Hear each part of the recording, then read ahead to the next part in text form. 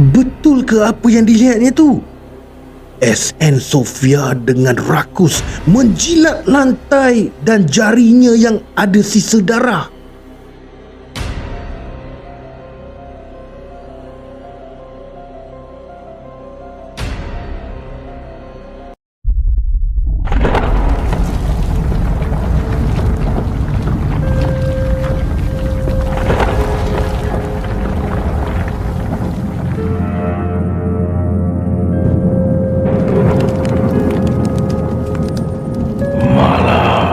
Mystic Bro Fight.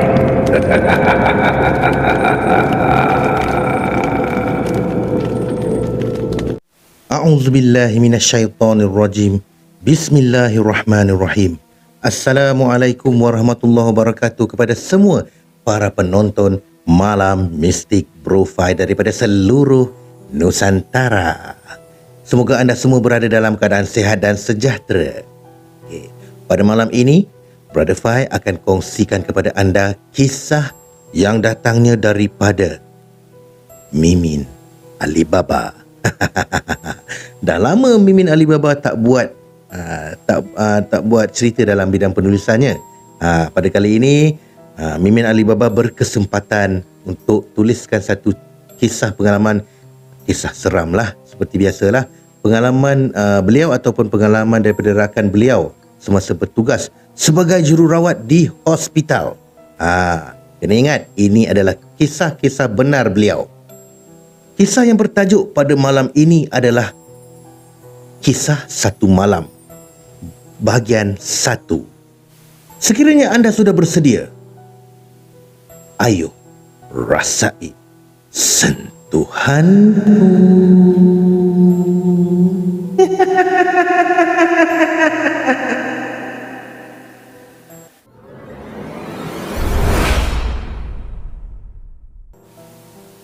Suhaila merupakan seorang pelajar jururawat di tahun akhir.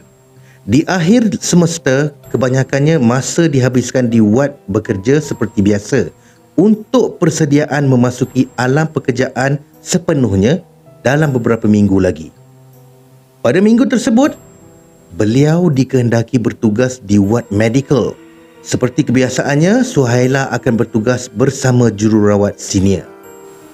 Suhaila, malam ni awak bertugas dengan siapa ya? Suhaila segera menoleh ke arah suara yang bertanyakan tu. Oh, Kak Dila. Ingatkan siapa tadi? Malam ni saya dengan SN Sofia dan PPK Yazid. Doktor on call pula, Dr. Rashid. Rasanya lah, ujar Suhaila sambil memandang ke arah papan putih di hadapannya. Oh, okeylah tu. Gandingan yang mantap. Okeylah, akak balik dululah ya. Nak ambil anak dekat rumah pengasuh. Jadi Suhaila pun mengangguk sambil tersenyum memandang SN Syadila berlalu pergi meninggalkan ward. Keadaan ward kembali sunyi dan terang. Suhaila menarik nafas lega dan berharap semoga tiada kes kecemasan berlaku di ward pada malam tu. Hai, bestnya malam ni kan, Ila? Bolehlah kita luruskan kaki sambil pejam mata sekejap. SN Sofia memandang ke arah Suhaila sambil mengenyit mata. Suhaila mengiyakan saja, memandangkan ketika ini jam sudah menunjukkan pukul 12.30 malam. Okeylah, akak tidurlah dulu. Saya nak study sikit. Belum sempat Suhaila menghabiskan kata-kata, SN Sofia sudah pun melabuhkan kepalanya di meja beralaskan lengan. Suhaila cuma menggilirkan kepalanya dan meneruskan fokusnya ke arah komputer riba di hadapannya.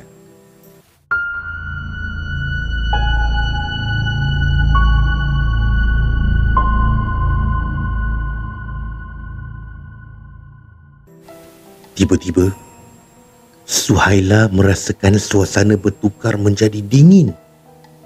Tidak seperti malam sebelumnya. Bulu romanya meremang. Beliau melihat keadaan sekeliling. Masing-masing tenang. Matanya melilau ke sekeliling wad tersebut. Tidak ada apa-apa yang berlaku. Astaghfirullahalazim. Beliau beristighfar. Tidak semena-mena, suasana sunyi ketika itu dikejutkan dengan bunyi call bell dari bilik VVIP. Suhaila bergegas menghala ke bilik tersebut kerana risau ada kecemasan dan juga bunyi call bell tersebut mengganggu pesakit lain.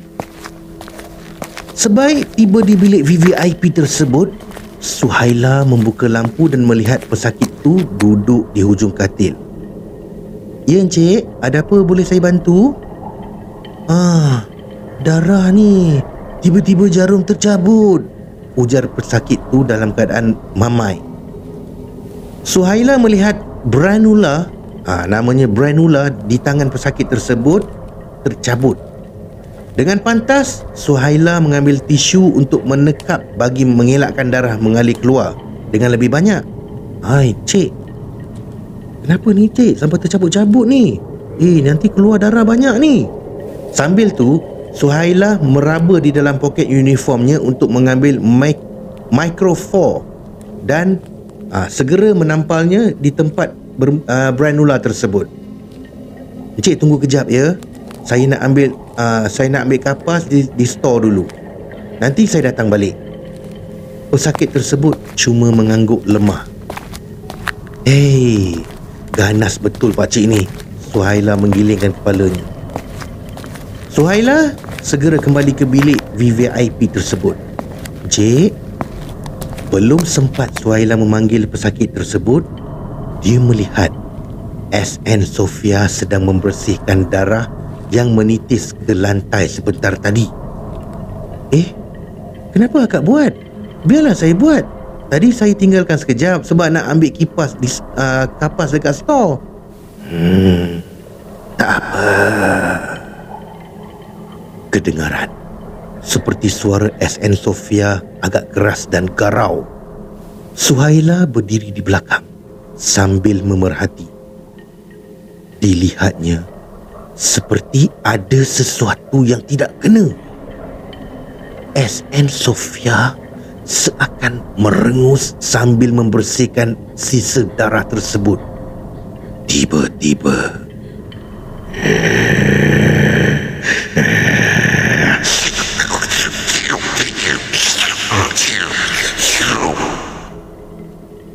Astaghfirullahalazim. Suhaila tergamam.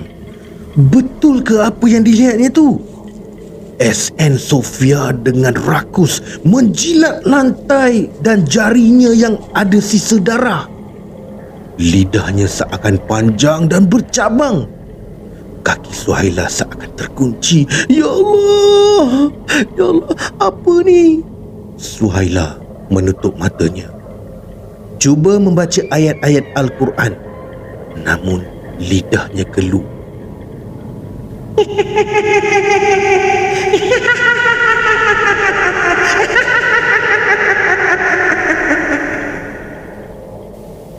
Kedengaran suara hilayat bergema. Suhaila kaget. Cuak. Ya Allah, ya Allah, ya Allah. Hei, kenapa tu, Ila? Suhaila terkejut dan segera menoleh ke belakang. Akak! Berderau darahnya. Kepalanya terasa mengembang. Dia segera melihat semula ke arah katil pesakit. SN Sofia tiba-tiba hilang. Dan pesakit tersebut tidur lena dan tisu di tangannya masih terlekat elok bersama mikrofon. Suhaila tergemam. Dia jadi keliru. Awak kenapa, Ila? Macam nampak hantu je. Tadi bukan ke tadi tu akak? Mengarutlah. Akak baru bangun ni. Tak boleh lena sangat lah. Tengok awak tak ada kat kaunter, jadi akak ronda lah. Waktu tu yang nampak awak dekat sini. Peluh menitik ke dahi. Badannya menggigil. Dia segera membuntuti SN Sofia kembali ke kaunter. Apa yang dilihatnya sebentar tadi? Biarlah pesakit tu. Nantilah aku tengok.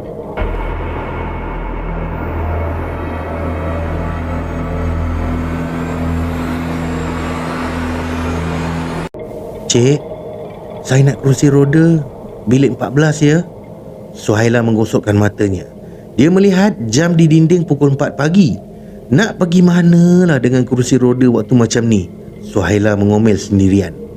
Dia segera mengambil kerusi roda di bahagian hadapan wad dan segera menghala ke bilik 14 yang terletak di lorong yang agak sunyi. Ya puan, ni kerusi rodanya. Puan nak pergi mana ya? Tak apa, letak je dekat situ. Nanti saya bangun sendiri. Pinta pesakit wanita yang menghuni bilik 14 tu. Suhaila mengangguk dan menempatkan kerusi roda di sudut sebelah kiri pesakit tersebut. Waktu macam ni nak buat apa dengan kerusi roda ni? Dah bagi tapi suruh letak dekat tepi dulu. Ada-ada je lah, gumam Suhaila sendirian. Kemudian dia berlalu keluar dan kembali ke kaunter jururawat. Matanya mula mengantuk, tapi memandangkan masa sudah hampir untuk memulakan tugas di awal pagi. Suhaila membatalkan niatnya untuk menyambung rehat. Suhaila segera mencari PPK Yazid di sekitar wad untuk memulakan tugas seperti mengelak badan pesakit dan menukar lampin pakai buang mereka sebelum menjelang jam 7 pagi. Mengularlah ni. Sabar je lah aku.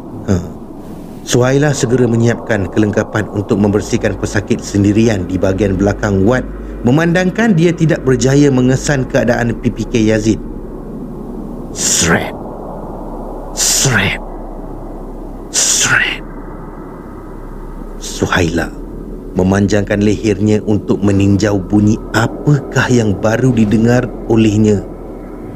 Bunyi tersebut semakin dekat dan menghampiri ke arahnya. Akan tetapi tiada apa-apa kelihatan. Suhaila memutuskan untuk mengabaikan saja bunyi tersebut dan meneruskan kerjanya. Sret, sret, sret. Bunyi tersebut kedengaran lagi.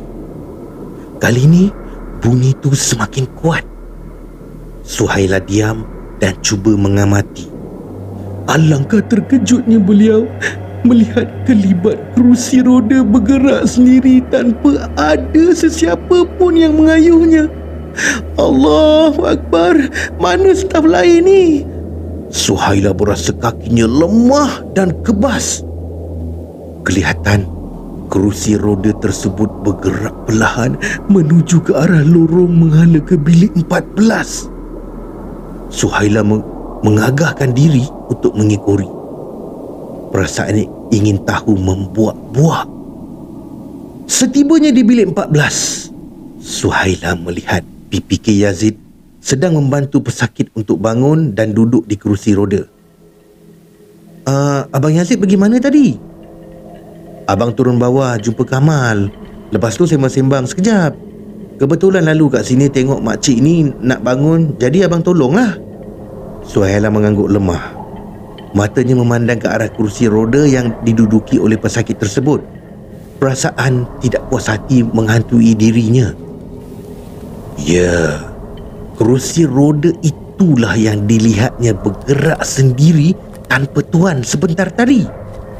Tiba-tiba, pesakit tersebut melihat ke arah Suhaila dengan renungan yang tajam. Suhaila segera melarikan pandangannya dan mengelak untuk menatap wajah pesakit wanita itu.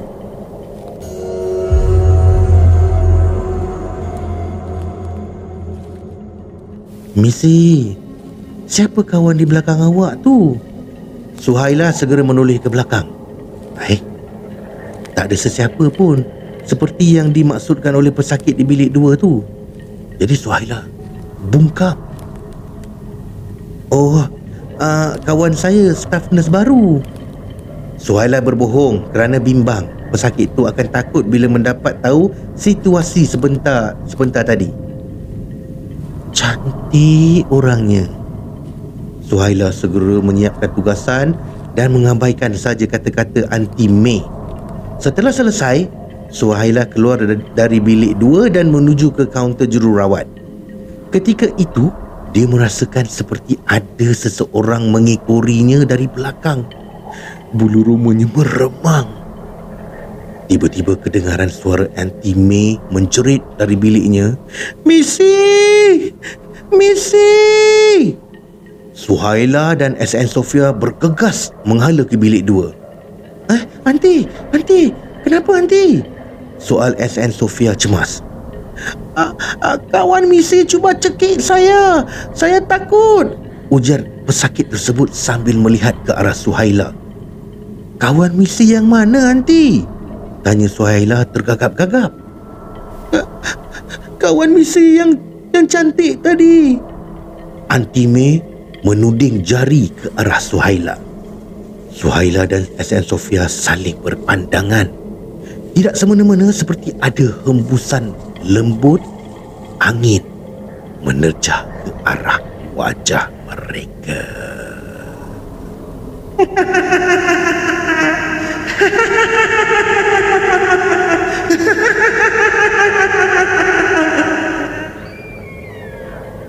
Sayup-sayup kedengaran hilai tawa bergema serentak dengan langsir tingkap beralun seolah ditiup angin.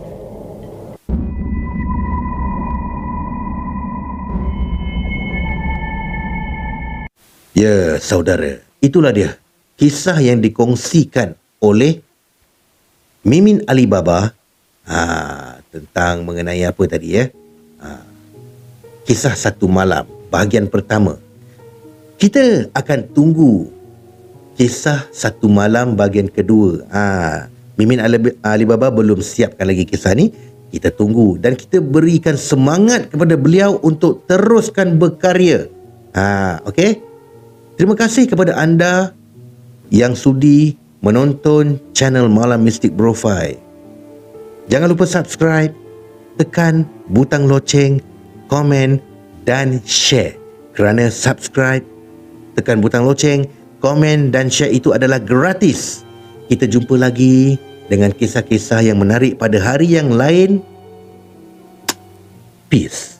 No war.